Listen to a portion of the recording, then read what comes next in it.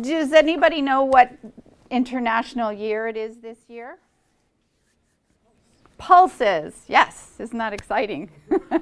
I was in a conference this weekend with a lot of breeders, and they are, I have to assure you, quite excited about the fact that they can bring their chickpeas and their beans and their lentils, etc., into the limelight. But do you know that we just concluded the International Year of Soils? And I think it was high time for that underrated actor in the food system to step into the spotlight.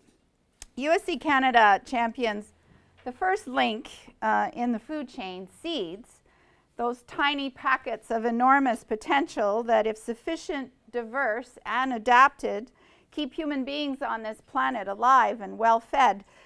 So we've labeled our global program Seeds of Survival. But when you think about it some more, it's the soil, with its armies of microorganisms and nutrients just below the surface, that bring those little packets of potential to life. We should probably call the lovely brown earth that gets under our fingernails in the spring the first link in the food chain.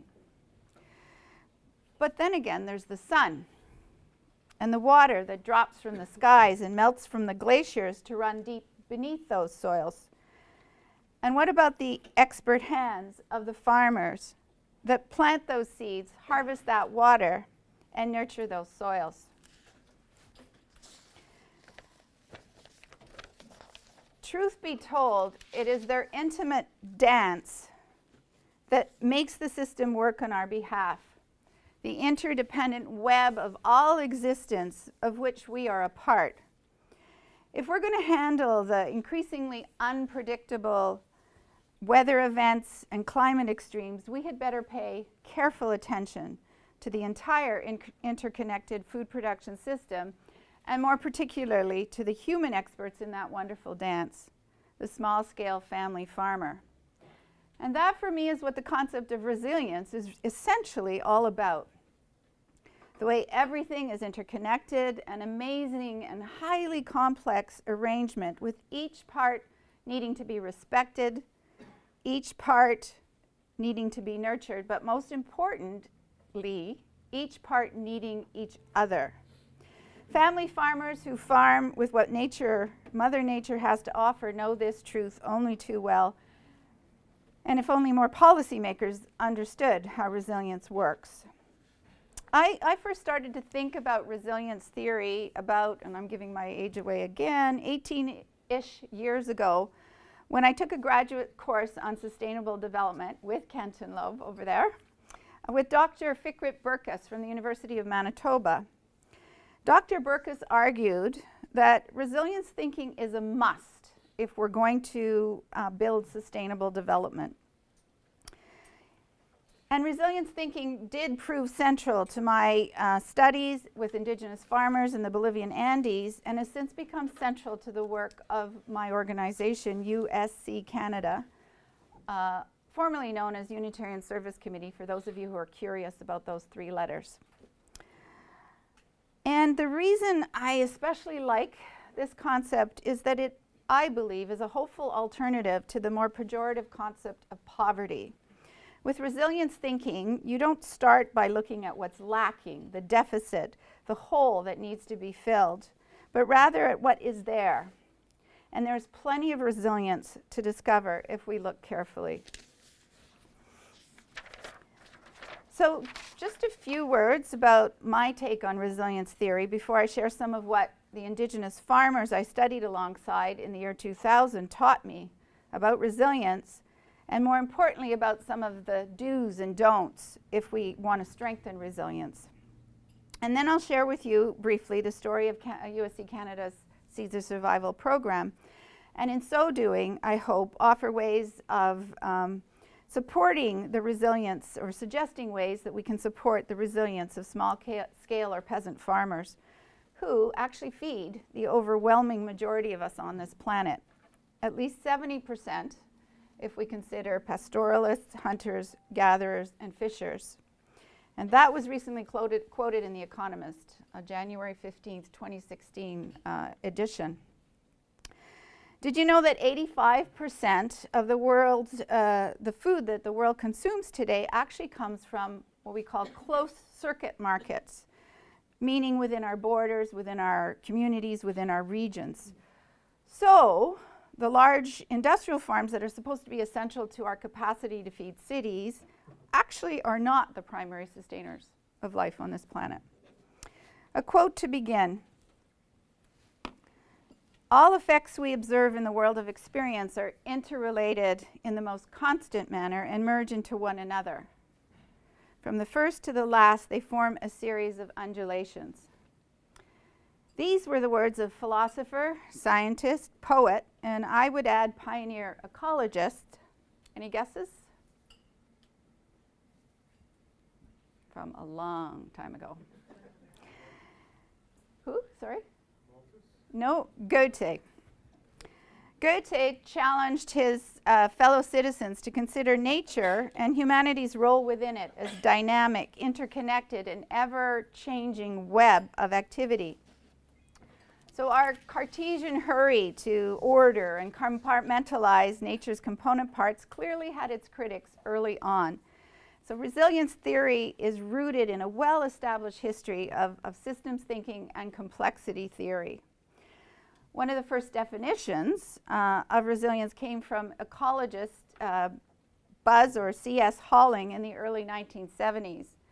Resilience, he suggested, is the ability of a system to adapt to change and disturbance while still remaining within a critical threshold.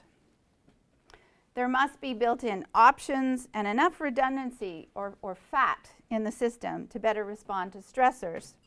So it's correctly associated with diversity, inter- and intra-species diversity, that enhances an ecosystem's capacity to withstand shocks and surprises, and if damaged, to rebuild itself. Disturbances within a system, of course, aren't only generated through natural occurring events or through like forest fires and insect outbreaks, but ones we humans contribute to, like pollution or overfishing.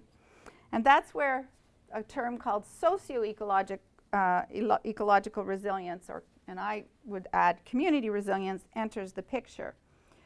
So it's the idea that a natural system's responses to resource use and the reciprocal response of people to changes in the natural ecosystems constitute these dynamic, coupled, Dr. Burkus refers to as nested systems that exhibit adaptive behavior.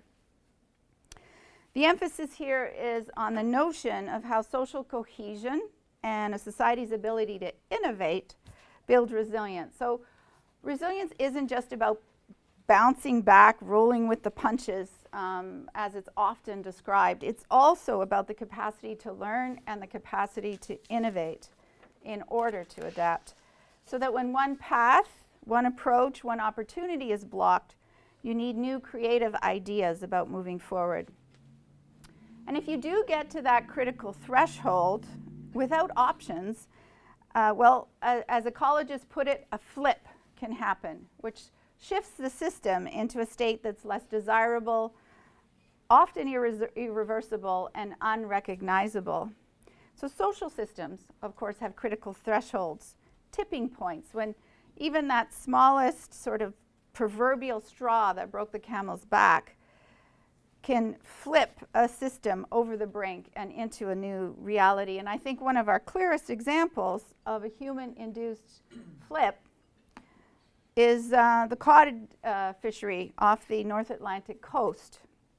Because not only did the fishing industry collapse, villages were emptied, and even the survival of the codfish is in question. I would suggest that when a community resource, like cod or an agricultural crop for that matter, becomes a diffuse global commodity, exploited in huge volumes in an effort to gain that competitive advantage, the idea of an uncaught fish being a lost opportunity, you ignore declining stocks until they're quite visibly threatened. The community resource becomes an industrial commodity, not only divorced from its place in the natural environment, but divorced from its role in building a thriving community and culturally important enterprise.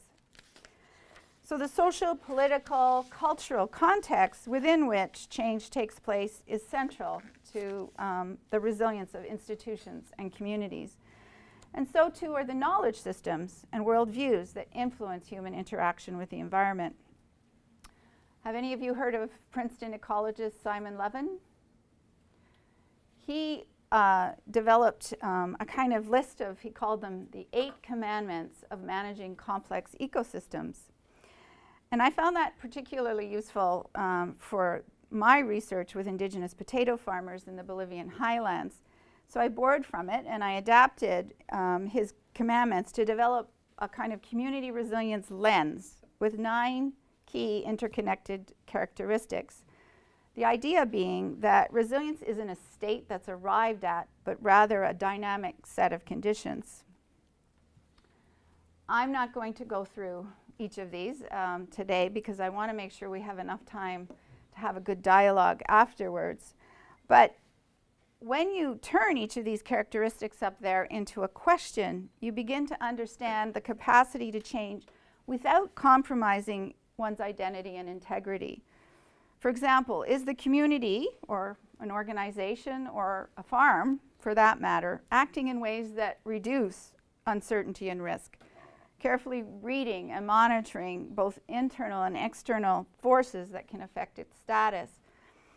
Or is the community designed in such a way that the component parts have some independence? Because sustaining modularity within a system, which actually means the independent components, they're interlinked, of course, but may be disconnected when necessary, can be a very critical element in a resilient system. Modular structures can be a good buffering against the idea of cascades of disaster. And community institutions, likewise, have a better chance of survival if they're multifaceted and decentralized. So I'm going to ask you, if you're interested, and I have some books over there, to turn to the book if you're still curious to learn more about the full list of questions I would propose we ask. But let me just mention one more that Levin and ecologists in general don't seem to address adequately, at least not in the literature that I've reviewed, and that is the question of power. Is a community willing to share knowledge and to address the issues of control and ownership in inclusive ways? So you'll be happy to know that that's the theory for today. And now I'm going to get into more on examples of my experience with farmers in the Andes. I had already worked in the international rural development field for about 15 years when I headed to their highlands.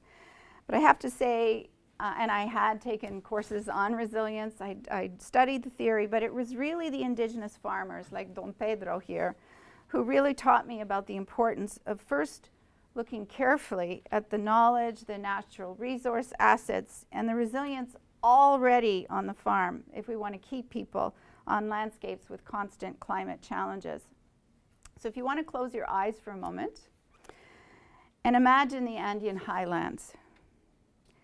They're an imposing, at times merciless range, filled with arch-backed ridges, sculpted rock faces, bright patches of green, purple, red, and gold at harvest, and ribbon-thin roads connecting villages of adobe.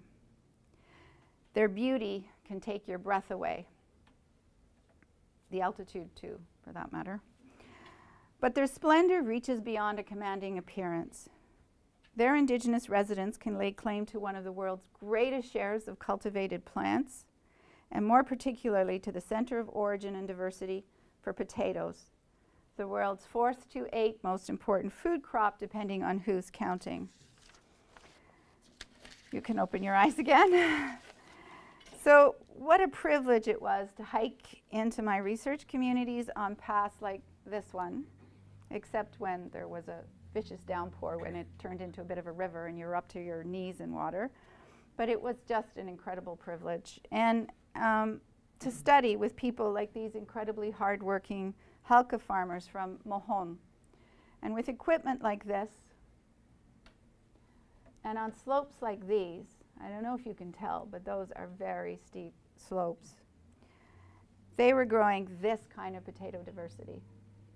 Now that's 69 pairs of morphologically distinct potatoes. Genetically, there may be more similarity. However, they have adapted to their particular eco-niches on those hillside landscapes. This one here, however, is the big Dutch fat introduced potato, which I'll tell you a little bit more about. And for a host of very complex reasons, these potato farmers were not doing particularly well. Ironically, part of the problem and the focus of my research was that it was the development assistance they were receiving that was steadily eroding the inherent strengths of their indigenous systems. Institutions and NGOs from the political right and left had failed to varying degrees to take seriously their differing worldviews and knowledge systems. And more particularly, they ignored a centuries-old strategy called Ecological Complementarity. This strategy had enabled survival in places where the natural world usually has the upper hand. It was a land and food production system that I consider to be, after studying, incredibly resilient. Farmers, for example, some of you may have heard of doble domicilio, the idea of dual homesteading. So farmers will produce food at different altitudes, growing several varieties of root, bean, and cereal crops in the highlands, and corn, wheat, and fruit crops in the valleys. And this multiplicity of lands spaced between highland and the valley ecosystems, which is often within a few days' hike, served both as a kind of adaptation to high levels of climatic risk and as an economic growth strategy. There were several other very dynamic and complementary components, including a fascinating governance system, which I'm not going to take the time to talk to you about today. But for the sake of time, I do want to highlight an especially clever collaborative land management strategy called MANTA. So in addition to their own family farms, fields, each family had a community MANTA. So what happened there was the broader community determined the crop to be cultivated each year, the rotation cycle, the fallowing period, the inputs, etc. And it was a kind of oversight that not only benefited the commons, but it also had a kind of built-in supply management strategy or mechanism. So the community economy could benefit. One could not sort of outdo the other. It wasn't a race for in some cases, the bottom or the top. MANTAs and this multifaceted complementary system more broadly was and continues to be, in my view, a resilient strategy par excellence. And so what I did is I sort of mapped and I'd like you to think of it a little bit as a kind of lens, like a camera lens that you can shift things around, the outer circle and the inner circle. But what I discovered was really quite a bit of synergy between the characteristics of resilience that I looked at, that lens I developed, and actually their practices. It was really quite amazing. But unfortunately, this ecological complementarity practice didn't seem to be very well understood by the external organizations working with them, by the development community supporting them. To the contrary, due landholding, for example, was seen as a real nuisance. You know, you'd organize a training session and the farmers would be gone to their valley lands. There was unpredictability. You couldn't really set things up the way you'd want to. So producers were encouraged to stay put, intensify production, introduce green revolution potatoes. I'm imagining you're familiar with, how many are familiar with the concept green revolution? Not everybody, so maybe afterwards during the question period we can talk about that a little bit. But the idea that these were potatoes that were considered to be higher yielding and more efficient, essentially. But they required, on those highland, semi-arid hillsides, doses of fertilizer, pesticides, and insecticides to grow well. So they were very costly potatoes for these farmers. They also ignored the fact that the water content of the introduced potatoes, so look at that, you remember that big fat Dutch one, was much higher, with protein, antioxidant, and mineral levels significantly lower. Because compared to the pot-marked, odd-shaped, purple, red, yellow, etc. potatoes, these foreign interlopers were handsome, with few blemishes. So they would do well in markets interested in quality control. And they had shapes that fit easily into, what do we use potatoes for? French fry machines. So most families did hold on to, and this is just a little simple version. There are huge ones. They held on to at least a handful of their local varieties because those were the ones that they had valued for generations, and they tasted better, and they had an inherent sense that they were better for them. But the commercial potential for faster growing and higher yielding potatoes was too attractive to pass on. So many farmers within my study planted most of their potato fields with the introduced tubers, abandoning or neglecting up to 60% of the varieties that their ancestors had nurtured over generations. Commercial potato monoculture took hold with a vengeance. The competitive nature of market conditions also seems to have been overlooked. The supply increased, but surprise, surprise, the price per kilo dropped.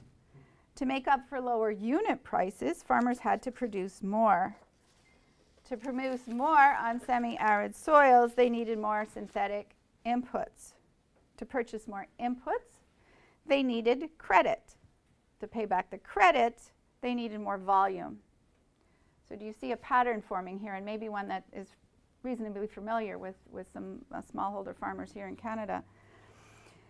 So farming shifted from producing enough surplus to obtain a modest level of disposable income to one of desperately trying to make credit payments.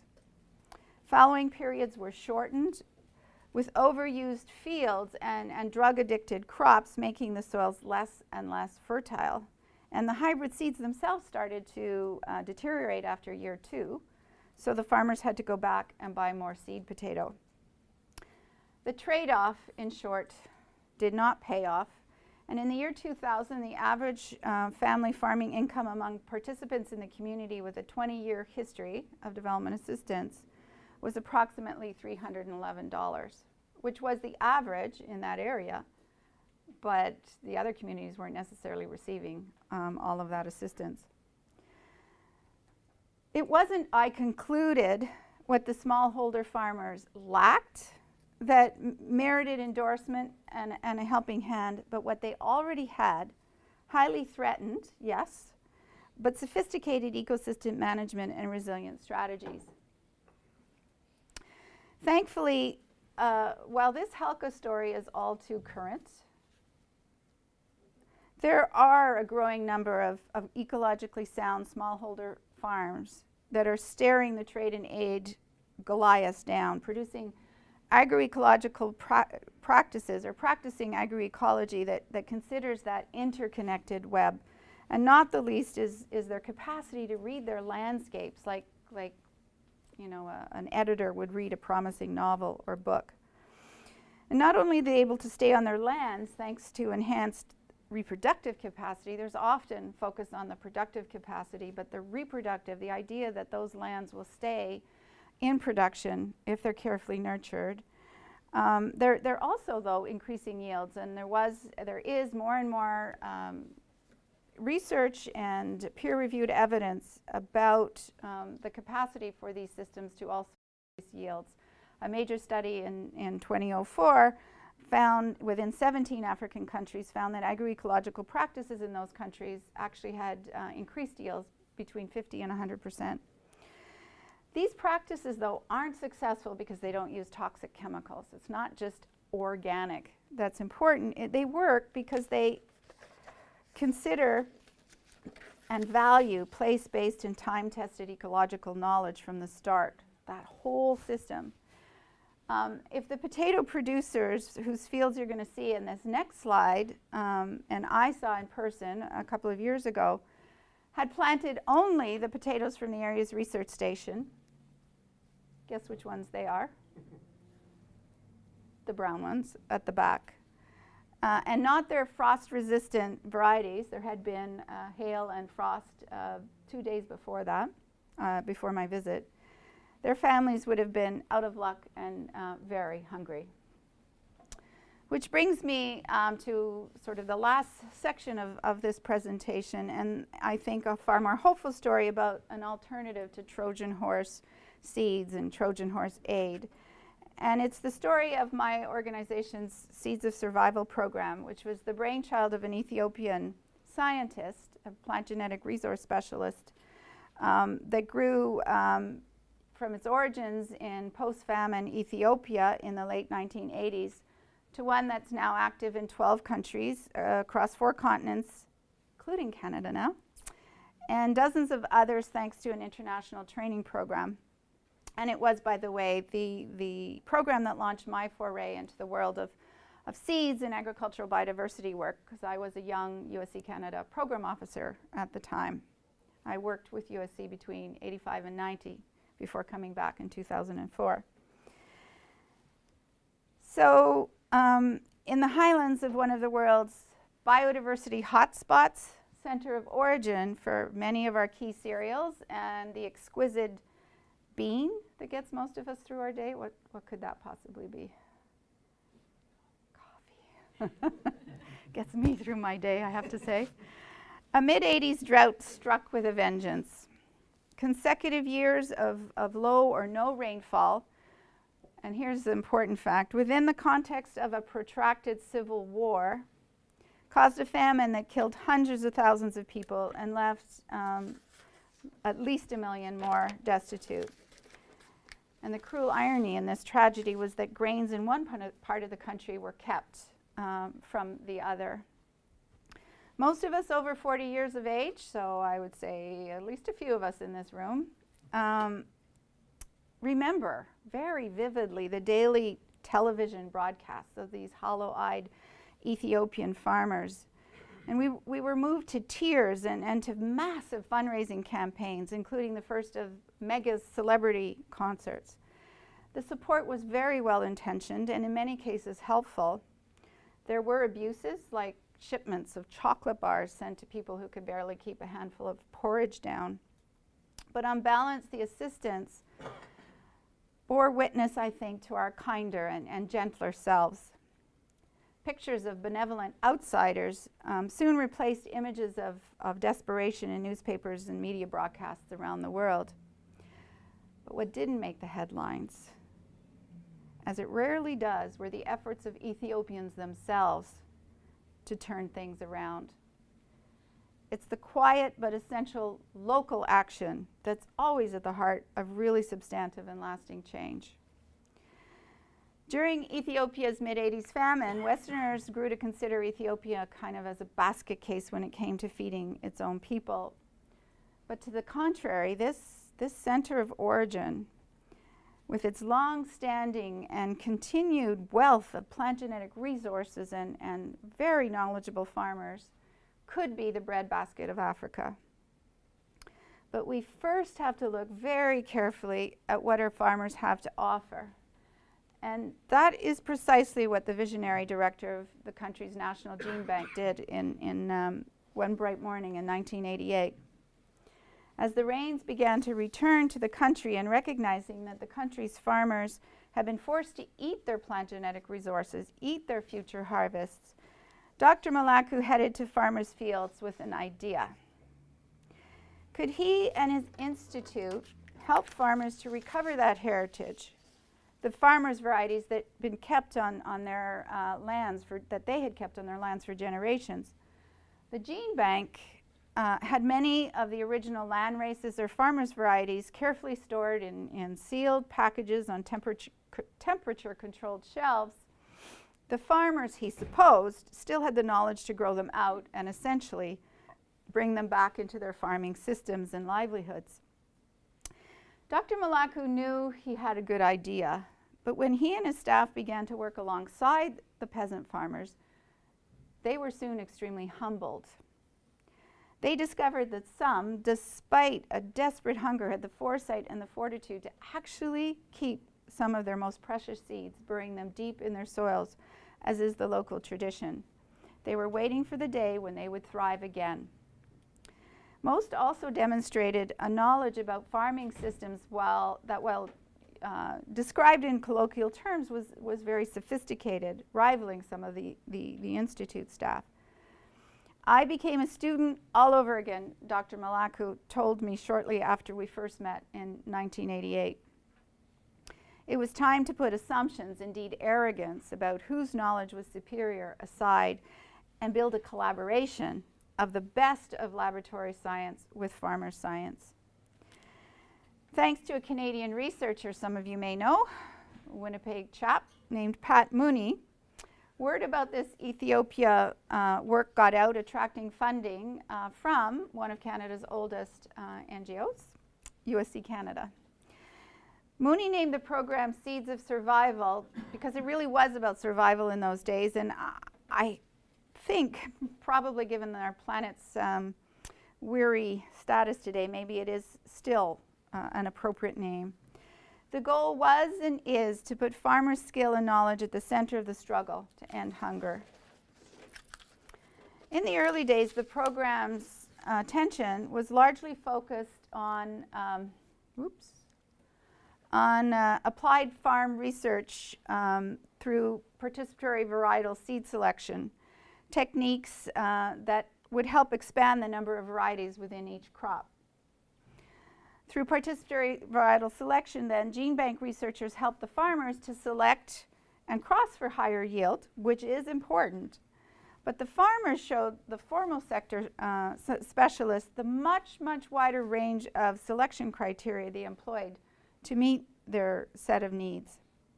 They based their selection not only on yield vigor, but on rainfall expectations, the length of the growing season, the potential frost, drought or wind tolerance, cooking considerations. How much water does it take to cook this food when water is scarce?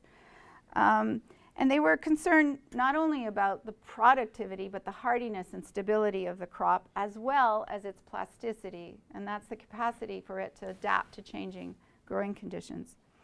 This diversity-based agriculture that we now call agrobiodiversity also meant that the farmers didn't favor the development of a single superior line, as tends to be the case in the formal system. They refused to put all their seeds in the same basket, and nor did they want to be forced into purchases of introduced varieties that required synthetic inputs they simply could not afford. Farmers' strategies and preferences were honored, especially those of women farmers, since women are generally the primary seed selectors and conservers. The outcomes have been very encouraging. Fields of sorghum that once had been reduced to a couple of varieties at the peak of the famine have in time grown into many varieties.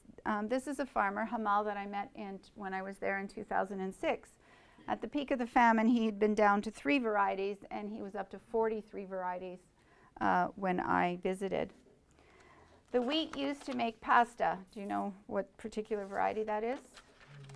Pardon? Durum wheat, yes. Had been on the verge of extinction, and this is the center of origin for durum wheat. And it recuperated.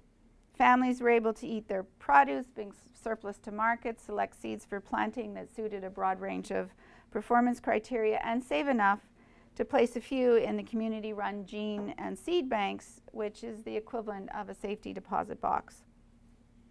During the next 2 decades of programming, farmers, scientists, and participants from civil society organizations from around the world also gathered for training and knowledge exchange, returning to their homelands to set up similar programs. So you have there a representative from Bolivia, from Indonesia, from Timor-Leste, from Canada, fellow in the center, Patrick Steiner of British Columbia, a seed producer, Burkina Faso, and Ethiopia in that particular slide. With time, the SOS program in Ethiopia spread to other partner countries.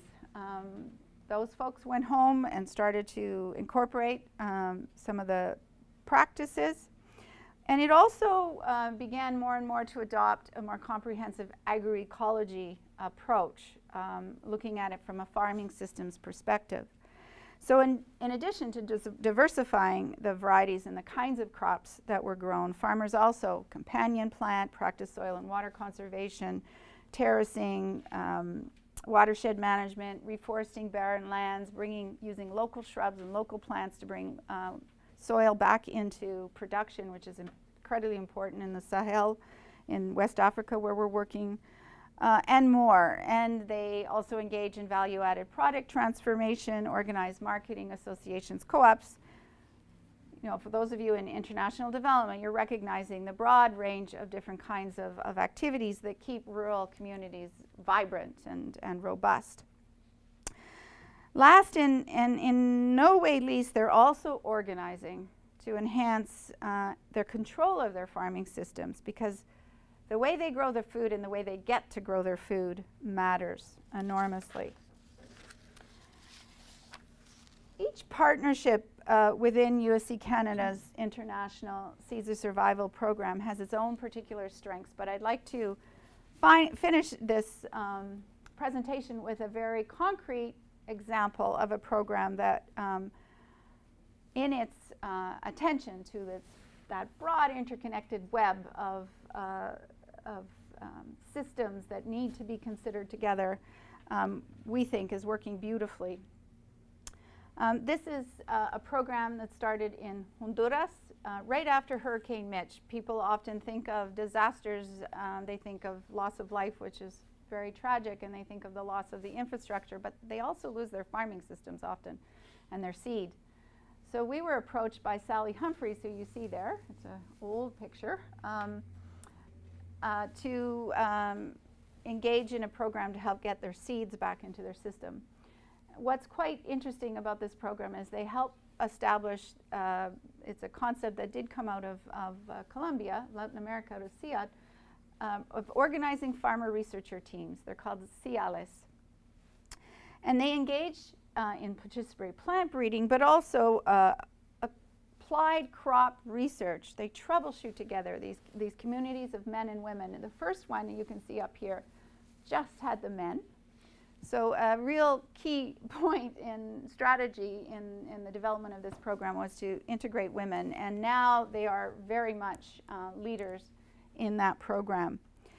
They succeeded in crossing and breeding varieties of corn and beans that are now being distributed nationally through the government of Honduras. And they're more wind tolerant. Honduras actually is the first to third, depending, it changes every year, most disaster-prone country in the world. They just happen to be in one of those spaces. And so this kind of work is really, really, really important for these farmers. They've also succeeded in reducing the number of hunger days. The beauty of having been able to work with Sally and her doctoral students is that we actually have good data. We actually can, it's very hard for NGOs to do the kind of consistent data gathering to really show impact. We don't have the resources often to do that. But when you work in partnership with a university, it can be very helpful. And so they did a study in 2004 and found that at that time, the hunger days, which are actually called los junios, junios is the month of June. So they've been named after the months where there's just very little to eat, and usually they actually extended into July. So there was about a 5.6 week period where there was very little to eat, and that was reduced as of 2004 to 1.3.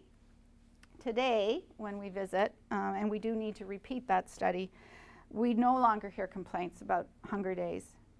Farmers are problem solving together, they're sharing and testing long-standing practices as well as integrating and innovating. And I really want to stress that. Oftentimes we get accused of, oh, you're just trying to keep this sort of little romantic niche kind of work happening, and it's not seen as modern, it's not seen as moving forward. These systems are very dynamic and very, very innovative. Lest I seem to be suggesting, however, that everyone gets to live happily ever after as this approach spreads, farming to their heart's desire in ways that build seed and food sovereignty. The pushback to such agroecological approaches from external actors with differing views and thoughts about food security is very strong. Big aid and trade dollars continue to be targeted for Western-style training programs and packages of laboratory seeds and chemicals, inputs that still arrive on those very same Honduran hillsides, including GMO corn. Participants in an intergovernmental meeting in Rome in 2008 that brought, finally, at long last, greater global attention to the need to pay attention to rural communities and farming livelihoods, etc., welcomed attention in that sense, still called for the governments to purchase improved or modern seeds and fertilizers since, and I quote, "the lack of improved inputs is the single most important factor in the continued poor yields in smallholder farming." And this message remains the dominant message. Certainly it prevails in the deliberations of the Committee on World Food Security in Rome, of which I regularly attend. When speaking informally to a USDA official a little over a year ago, a colleague, a researcher friend of mine, discovered that it costs approximately $136 million to produce a single genetically modified crop variety. So let's pretend that someday soon that particular variety will be incredibly resilient. It would still represent just one tiny piece of a much broader undertaking in the struggle to build broad-based, climate-resilient food systems and vibrant rural communities. This whole Honduran program that you're staring at receives 68 times less in funding than the cost of that single genetically modified plant. And forgotten within the dominant discourse is the fact that it has been peasant farmers that have actually showed the most innovation over time. Over the last 40 years, formal sector plant breeders have released 8,000 new crop varieties, which sounds pretty impressive. The majority of them are ornamental plants. But by contrast, smallholder farmers, peasant farmers, indigenous farmers have bred and contributed to the national gene banks around the world more than 1.9 million plant varieties. But the core question is, again, who is benefiting and who is in control? And the struggle is for farms and markets of a scale that permit existing resilience to thrive or to blossom once again. Greater local ownership of what and how food is produced and of the stewardship practices that work with nature and not against it are really critical first steps. Scale matters. Who recognizes this crop? How many of you drink beer? Be honest. So what is it? Barley. Well, this is actually Ethiopian barley, a variety of Ethiopian barley. It's not the one, but it was Ethiopian barley that actually saved the beer industry in North America. A mid-1970s rust threatened the whole entire North American crop, and they went back to Ethiopia and to a scientist there to find the gene that saved the day. So the next time you're having a beer, if you have a beer tonight to celebrate your day, remember to toast our Ethiopian farmer friends. The production and celebration of food, from seed to spoon and soil to plate, is gathering women and men from different classes, regions, races, ethnic backgrounds, from both rural and urban landscapes, from formal institutions and civil society organizations, and from the global south and the north. And it's also growing in leaps and bounds right here in Canada. And this is some happy news. We actually were able to get a grant from the Weston Foundation to do some work with farmers in Canada, small-scale family farmers who are wanting to get local seed, adapted seed, into their systems. And I was recently at a conference, a North American conference, the Organic Seed Alliance conference, gave a talk and asked the participants in this program to stand up. It was a group of about 500 people. And at least, I'd say a quarter of the room stood up. They were Canadians who are very much engaged in this program, and we felt really good about the fact that this is really growing in our own country. This multi-layered collaborative food movement is, in my books, our most hopeful attempt to rebuild our planet's resilience and well-being, the well-being of its citizens, as well as of the natural resources, animals, etc., that we once had in abundance. In the words of author Arundhati Roy, another world is not only possible, she is on her way. On a quiet day, I can hear her breathing. Thank you.